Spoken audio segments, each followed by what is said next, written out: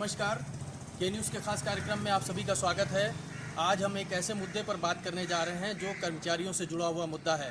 एक तरफ पूरे देश में लॉकडाउन लगा हुआ है। उत्तर प्रदेश सरकार भी लगातार लॉकडाउन को लेकर के बहुत सक्रिय है। तमाम इलाकों में हॉटस्पॉट भी घोषित किए जा चुके हैं। ऐसे में समस्या उठ रही है तो कर्मचारियों की तरफ से एक आवाज़ें उठ रही हैं जो उनके भत्तों को लेकर के है। सरकार ने ये घोषणा की है कि कर्मचारियों के भत्ते काटे जाएंगे। इसको लेकर के कर्मचारी संगठन एकजुट हो गए हैं और उन्होंने ये बात कही है कि वो इसका विरोध दर्ज कराएंगे कि सरकार अपने जो भत्ते काटने की उन्होंने बात की है उसको वापस ले। इस बारे में तमाम कर्मचारी संगठन के नेता आज हमारे साथ मौजूद हैं और हम उनसे खास बात करना चाहेंगे।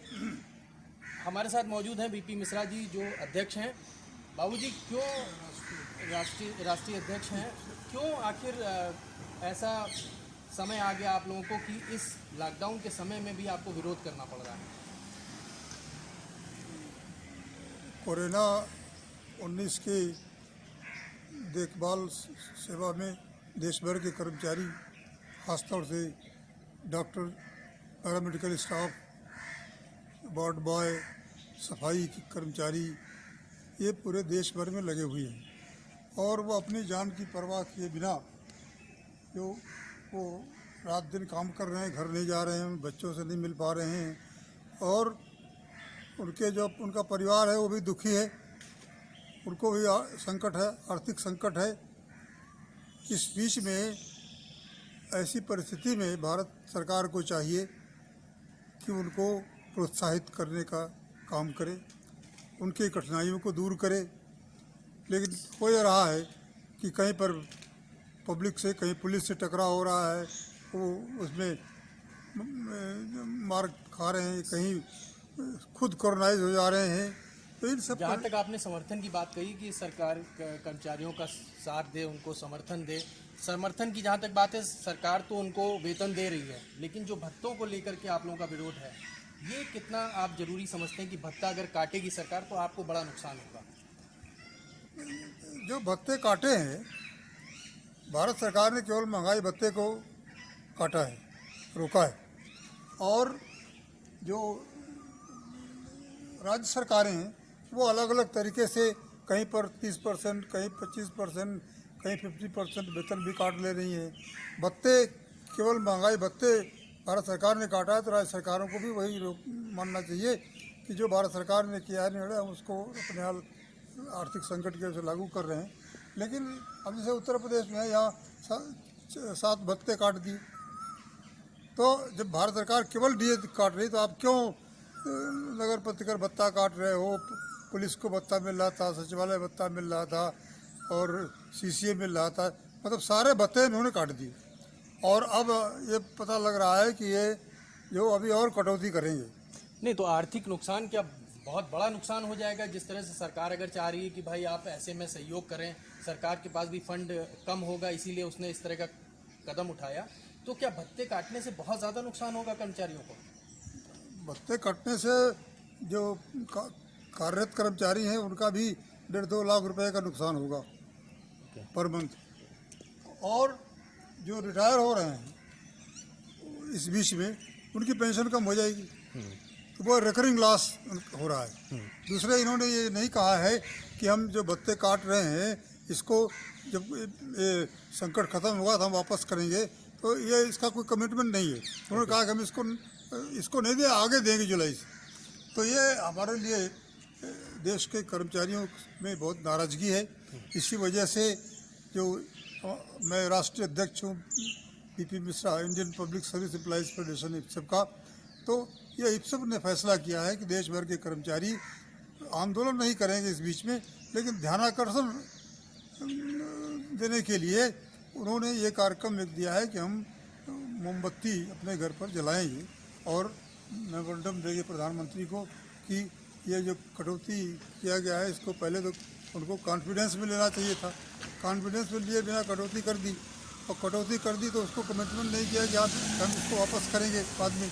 तो इससे रिकरिंग लॉस है, इसका देश भर के 5 करोड़ कर्मचारी नाराज़ हैं और ये एक ध्यानाकर्षण हेतु ये जो कार्यक्रम कर रहे हैं, ये कोई आंदोलन नहीं है।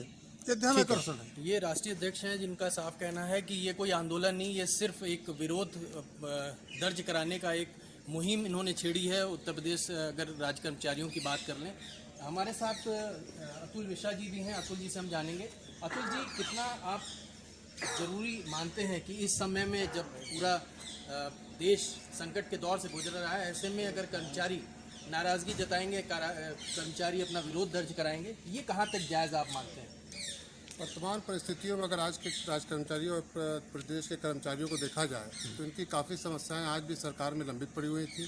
इसको लेकर के हम लोग पहले से ही आंदोलित थे, लेकिन हम लोगों ने अपने सारे आंदोलनों को समाप्त कर जो कोविड-19 जैसी महामारी हमारे बीच आई, इसमें हमने पूरा मन बना करके पूरे देश के कर्मचारियों ने पूरा रात दिन एक करके काम किया। और काम करने के बाद जो सरकार को हमको एक प्रोत्साहन देना चाहिए था, उस प्रोत्साहन न देते हुए उन्होंने जो भत्ते काटे हैं, भत्ते काटने से समय कर्मचारियों का आर्थिक काफ़ी ज़्यादा नुकसान हुआ है। इसमें अगर ये देखा जाए कि अगर एक कर्मचारी मान लीजिए हमारा दिसंबर माह में रिटायर होने वाला है, तो दिसंबर माह में रिटायर होने वाले कर्मचारी का कम से कम 1.5 से 2 लाख रुपए का तो नगद नुकसान होगा, और उसके बाद जो पेंशन में उसका रिकरिंग नुकसान होगा उसको पूरे जीवन भर अपने झेलना पड़ेगा। ये तो हमने मान लिया कि चलिए रिटायरमेंट, जो जिनका रिटायरमेंट होने वाला उनको एक बड़ा नुकसान हो सकता है, वो बात आपकी मैं मान लेता हूँ। लेकिन जो रेगुलर कर्मचारी हैं जिनको अभी रिटायरमेंट लंबा समय है, ऐसे संकट के दौर में तो उनको अपने वेतन का कुछ पीएम सीएम फंड भी लोग दान करने की बात कर रहे हैं। क्या आप इसको नहीं मानते कि आपको तो आगे बढ़ करके इसमें दान करना चाहिए था?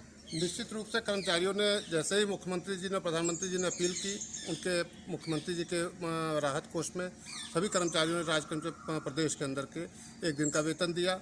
उसके बाद इस माह भी वेतन दे रहे हैं, और उसके हट करके भी हमारे कई कर्मचारियों और संगठनों ने अपने पास से भी पैसा इकट्ठा करके और मुख्यमंत्री कोष और प्रधानमंत्री कोष में जमा किया है। ऐसा नहीं कि कर्मचारी आज अपने पूरे तन मन से लगा हुआ है जनता की सेवा करने के लिए और सरकार की पूरी मदद करने को तैयार है, लेकिन सरकार ने जो रवैया ये अपनाया है, इस सरकार को इस रवैये को रोकना चाहिए। क्योंकि इस समय जो आर्थिक संकट मानते हैं कि प्रदेश सरकार और भारत सरकार के पास है, लेकिन उनके पास और भी कई रास्ते हैं। जैसे अभी एक 68,000 करोड़ का उन्होंने कर्जा माफ़ कर दिया है, तो इन सब कर्जों से भी वो वसूली करके इस आर्थिक संकट को दूर कर सकते हैं। हमारे साथ अशोक हैं। अशोक, ये बताइए कि जिस तरह से कह रहे हैं अतुल जी कि जो कर्मचारियों के भत्ते वो काटना गलत है, सरकार ने एक गलत कदम उठाया है, क्यों गलत आप लोग मान रहे हैं? ऐसे संकट के दौर में तो आप लोगों को साथ देना चाहिए सरकार का। आप लोग इस तरह का विरोध दर्ज करा के क्यों इस तरह का आप एक माहौल बनाना चाहते हैं कि कर्मचारी सरकार का साथ नहीं दे रहे हैं? सर देखिए, कर्मचारी इन सरकार के लिए सबसे मुलायम चारा नज़र आ रहा है।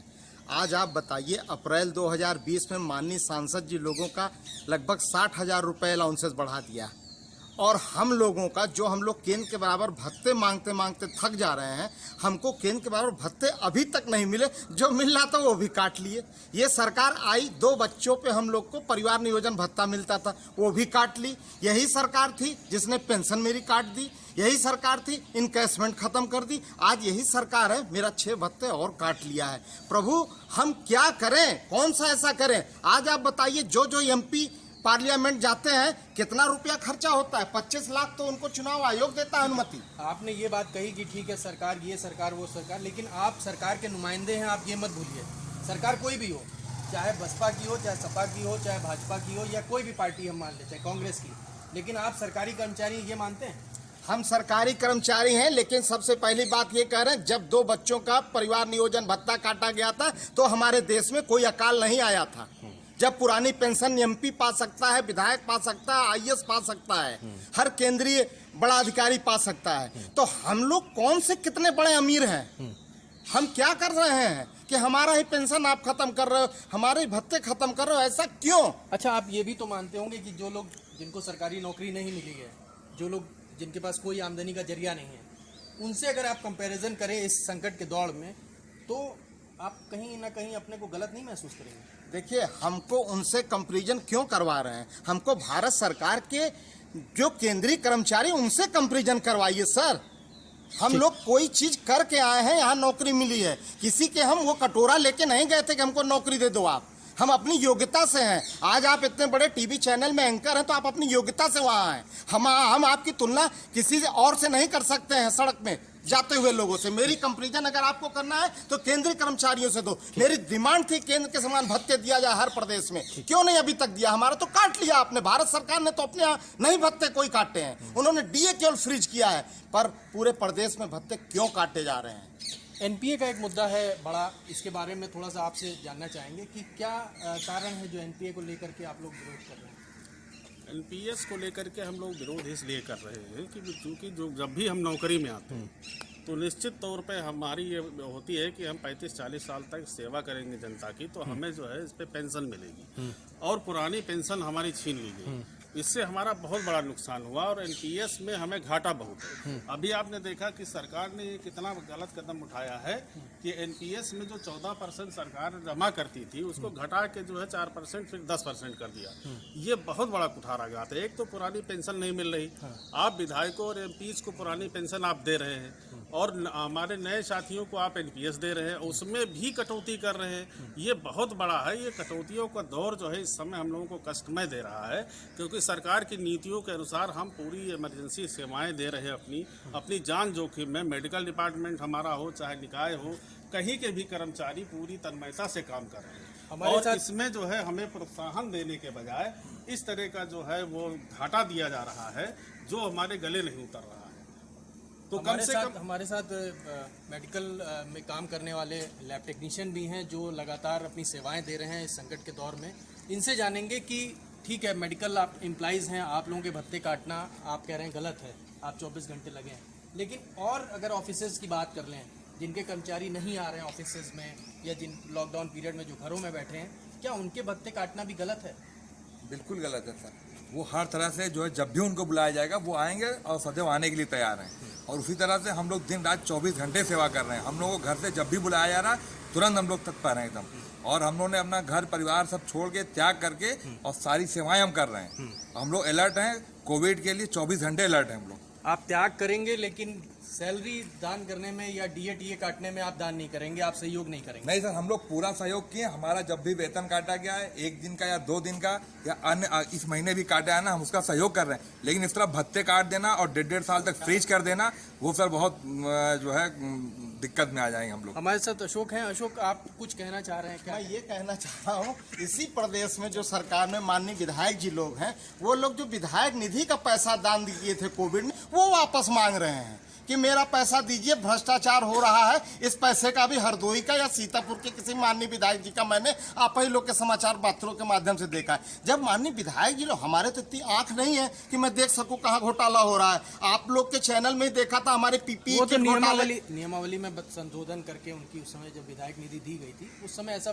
संशोधन करके उसको अब जारी कर दिया गया। कोई ऐसा वो नहीं, वो तो देखिए, लेकिन उन्होंने तो लेटर लिख के मांगा, डीएम लेवल पे है ना कि विधायक का पैसा भ्रष्टाचार में जा रहा है। नहीं, उन्होंने तो लिखित मांगा जो मेरे निधि का पैसा उसको वापस किया जाए, हम दूसरे फंड में लगाएंगे, किसी दूसरे कार्य में लगाएंगे, हम यहाँ नहीं देंगे। आप अपना डीए नहीं देंगे मतलब सरकार को? मैं डीए सब देने को तैयार हूँ, लेकिन सरकार कब हमें केंद्र के बराबर दी है? केंद्र के बराबर भत्ते आज सरकार देते हैं हमें। समय संकट की अगर बात करिए तो आप क्यों नहीं दे रहे हैं, बस हमको ये बताइए आप। सर, मेरे इतनी ज्यादा सोर्स ऑफ इनकम नहीं है। मेरी सोर्स ऑफ इनकम, मेरे परिवार, माता पिता, बच्चे सब इसी पे डिपेंडेंट है। और हम लोग एक सोच के आए थे कि इतनी मेरी सैलरी होगी, इतने में हम काम करेंगे। उसमें से आप कटौती करेंगे तो क्या हम 2 रोटी के बजाय 1 रोटी खाएं? और फिर हमको आप दिन दहाड़े मरीजों के पास भेज रहे हैं, वो भी जो पीपी किट है। आप ही के डॉक्टर कह रहे हैं कि वो खराब पीपी किट, हम जान भी दे दे, पैसा भी ना मिले। यार तो क्या करना चाहते हो? हम लोग को वैसे ही सूली पे चढ़वा दो आप।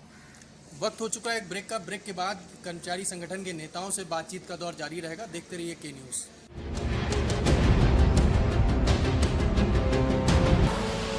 आप देख रहे हैं के न्यूज़, खबरों का सारथी। कोरोना संकट काल में के न्यूज इंडिया की देशवासियों से अपील है कि हम जाति धर्म को भूलकर कोरोना को हराने में एक साथ खड़े हों। जरूरतमंदों की मदद करें। कोरोना के खिलाफ जंग में हम अपना योगदान दें। हम सब मिलकर लड़ेंगे और मिलकर जीतेंगे।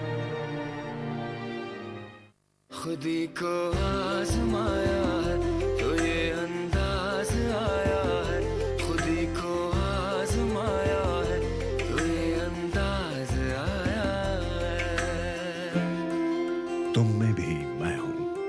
शुद्ध प्लस पान मसाला। Mount Litra Z School, Unnao, #1 in academics, #1 in sports, best teachers, best result, smart classroom, best transport facility, world class infrastructure के साथ Mount Litra Z School, Unnao। खबर वही जो के न्यूज इंडिया ने कही। क्या जो क्रिटिकल मरीज हैं आखिर उनका इलाज कैसे होगा? अस्पतालों का सच की बात सही, उस पर असेसमेंट पर निर्भर है। बिल्कुल, तो ये असेसमेंट क्यों नहीं हो रहा है? के न्यूज की खबर पर सरकार की मुहर। कि अगर वो आपको लगता है कोरोना संक्रमण से मुक्त है तो उसको आप सर्जरी के लिए, उसको आप ट्रीटमेंट के लिए भर्ती करिए। गंभीर मरीजों का अब होगा ऑपरेशन। योगी सरकार ने लिया अस्पतालों का सच का संज्ञान।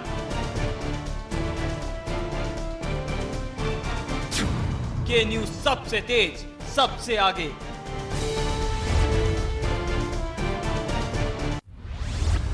केबल ऑपरेटर्स जो पहुंचाते हैं आप तक हमारी हर बात, सजगता और समझदारी जिनकी है पहचान, जो है कोरोना योद्धा, जो है जिम्मेदार। इन कोरोना योद्धाओं को के न्यूज का सलाम। आप हैं तो हम हैं, आपके बिना हम कुछ नहीं। देश भर के केबल ऑपरेटर्स कोरोना योद्धाओं का के न्यूज की तरफ से हार्दिक अभिनंदन।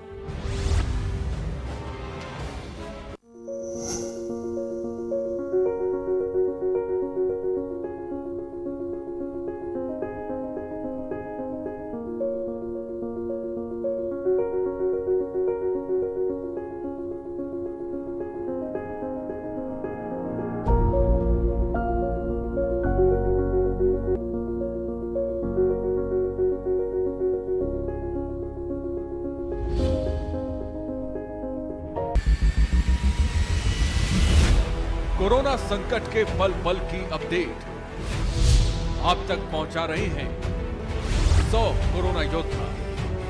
जुनेद अहमद, संजय विश्वकर्मा, आमिर रजा, मोहित कश्यप, मुकेश कुमार, संदीप शर्मा, संदीप गुप्ता, आलोक मिश्रा, कृष्णा, जहीर अहमद, सिद्धार्थ प्रताप सिंह, दिलदार खान, अरुण शर्मा, अजीत गिरी, गोपाल वर्णवाल, सैयद सभी अब्बास, अर्जुन देव वार्ष्णे, अमित कुमार। के न्यूज इंडिया सबसे बड़ी महामारी, सबसे बड़ी कवरेज। आप देख रहे हैं के न्यूज, खबरों का सारथी।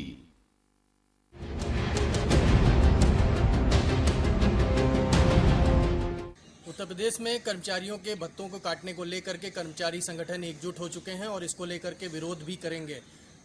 12 बजे कैंडल मार्च निकालेंगे या कैंडल जलाएंगे, जहां जहां भी ये लोग काम कर रहे हैं उसको लेकर के अपना विरोध दर्ज कराएंगे। कल आप लोग 12 बजे ये प्रोग्राम करने जा रहे हैं। क्या आप मानते हैं कि कैंडल जलाना ऐसे समय में जब तमाम कोविड संकट है, हर जगह पे आप कर्मचारियों से आह्वान कर रहे हैं कि अपने अपनी जगहों से कैंडल जलाकर विरोध दर्ज कराएं। एक तरफ प्रधानमंत्री अंधकार मिटाने के लिए कैंडल जलवा रहे हैं, दूसरी तरफ आप सरकार के विरोध में ये कैंडल जलवा रहे हैं। कितना सही मानते हैं इस बात को? ये विरोध की बात नहीं है, ये हमारा दर्द है और इसको जो है इस कोविड-19 के कार्यक्रम को हम लोग पूरी तरह से कर रहे हैं। मैं आपको बता दूं कि हमारे प्रदेश में कर्मचारियों की संख्या इतनी कम है, उनकी भर्तियां नहीं की गई है। एक कर्मचारी जो है 4 कर्मचारियों के बराबर काम कर रहा है। बजाय प्रोत्साहन देने के बाद हमारे भत्ते और ये जो है वेतन कटौती हो रही है, ये निहायत ही गलत है। हम सरकार के साथ हैं, पहले भी थे, आज भी थे, लेकिन सरकार ने बिना हम लोगों की सहमति से, बिना हम लोगों को कोई तवज्जो ही नहीं दिया। 3 साल से सरकार ने हम लोगों से बात नहीं किया। अब मुसीबत के वक्त जो है हम पूरी तरह से तन्मयता से अपना जी जान लगा करके, जान जोखिम में डाल करके रात दिन एक करके काम कर रहे हैं। और इतने कम संख्या में होते हुए भी मैं पूरे प्रदेश में हमारे लोग पूरी तरह से जुटे हुए हैं, 24 घंटे ड्यूटी करने को तैयार हैं जाग के। उसके बाद भी अगर भत्ते कट रहे हैं और बिना हमारी सहमति के, आधे से ज्यादा ऑफिसेज बंद हैं, कहाँ लोग ये कहीं नहीं बंद है। सब ऑफिसेज जो है सब तैयारी से बैठे हुए हैं। कभी किसी को बुला लिया जाता है, कभी किसी को। मेडिकल डिपार्टमेंट या निकाय के हमारे कर्मचारी हैं, जो भी सफाई कर्मचारी हैं, सब पूरी तरह से लगे हुए हैं, डबल ड्यूटी कर रहे हैं। उनको कोई अलग से जो है भत्ता प्रोत्साहन नहीं मिला। अशोक जी, आपने जिस तरह से बात उठाई थी कि केंद्रीय कर्मचारियों के बराबर आपको भत्ते मिलने चाहिए, आप लोग फिर मैं यही कहूँगा कि इसको गलत ना समझें, लेकिन इस संकट के दौर में तो आप लोग कम से कम ये चीज़ें भूल जाइए। ठीक है, सरकार नहीं दे रही 2 महीने की तनख्वाह, ठीक है, आप छोड़ दीजिए। क्या इतनी तनख्वाह आपके लिए ज़रूरी हो गई? जो 80,000 1 लाख रुपए तक आप लोगों की मान लीजिए तनख्वाहें हैं, तो आप लोगों के लिए इतना पैसा महत्वपूर्ण हो गया इस संकट के दौर में? सर 80,000 रुपये और 1 लाख तनख्वाह आप मत देखिए। आलू भी तो मिल रही 30 रुपये किलो, आटा भी तो मिल रहा है 30 रुपये किलो, किसान तो 15 रुपये किलो बेच रहा है, अपना 20 रुपये किलो बेच रहा है। सरकार भी तो आपसे लेकर के उन गरीबों को देने जा रही है। सरकार के पास बहुत तरीका है। सरकार उन गरीबों से लेके पार्लियामेंट के एमपी को दे रही है 60,000 रुपये भत्ता। अभी 1 अप्रैल को बढ़ाया गया है, तो उनके लिए बहुत गरीबी है पार्लियामेंट के एमपी साहब के लिए। और हम बहुत अमीर हैं कि हम ही दान दें? हम हमेशा दान देते हैं। हमने आपको पहले भी बताया है, जब कोई संकट देश में नहीं था तब भी आपने मेरे अलाउंसेस काट लिए। आज member of parliament, member of legislative assembly, इन लोगों को तो आप दे रहे हो पेंशन। हम कर्मचारी अल्प वेतन भोगी हैं। 80 साल की उम्र में, 60 साल की उम्र के बाद हमें कौन सा साधन मिलेगा कमाने का? नेताओं ने 1-1 करोड़ रुपए की अपनी विधायक निधि से सबसे पैसा दिया है सरकार को, आप ये क्यों भूल रहे हैं? सर आप तो ऐसे ही मजाक कर रहे हो। 1-1 करोड़ रुपए आप तो ऐसा कर रहे हो जैसे जेब से उनके गया। वो भी तो मेरा पैसा था, वो उनका पैसा नहीं था। वो पैसा आप दिलवाते उनसे जिससे 10-10 करोड़ रुपए, 20-20 करोड़ रुपए में चुनाव लड़ा जाता है, उसमें से दिलवाए होते हैं। आप तो बात करते हैं। आप ये बताइए कि कल का जो विरोध रहेगा आपका, ये कितनी देर का होगा और कैसे आप लोग, क्या पूरे प्रदेश भर के लोग इसको कैंडल जला करके विरोध करेंगे? पूरे प्रदेश के सभी जनपदों में, सभी कार्यालयों में ये विरोध किया जाएगा। विरोध नहीं कहेंगे इसको, हम इसको प्रतीकात्मक कह रहे हैं। जो भत्तों की कटौती हमारी की गई है, और इसमें हमारे चाहे स्वास्थ्य विभाग के सभी संगठन हैं, चाहे सिंचाई विभाग के सभी संगठन हैं, चाहे कृषि विभाग के सभी संगठन हैं, चाहे वन विभाग के सभी संगठन हैं, इसी तरीके से परिषद से संबद्ध लगभग 200 संगठन हैं। उन 200 संबद्ध संगठनों के सभी कर्मचारी, लगभग 8 लाख कर्मचारी हैं, वो पूरा इस को प्रतीकात्मक रूप में अपना मोमबत्ती जला करके, चाहे वो घर पे होंगे चाहे कार्यालय पे होंगे, वो एक विरोध स्वरूप दर्शाएंगे। कुछ कर्मचारियों की जो हमसे बात हुई थी, उनका ये कहना था जो हमारे संगठन के नेता कर रहे हैं वो सही नहीं है, हम इसका समर्थन नहीं करेंगे, हम तो सरकार को देना चाह रहे हैं पैसा।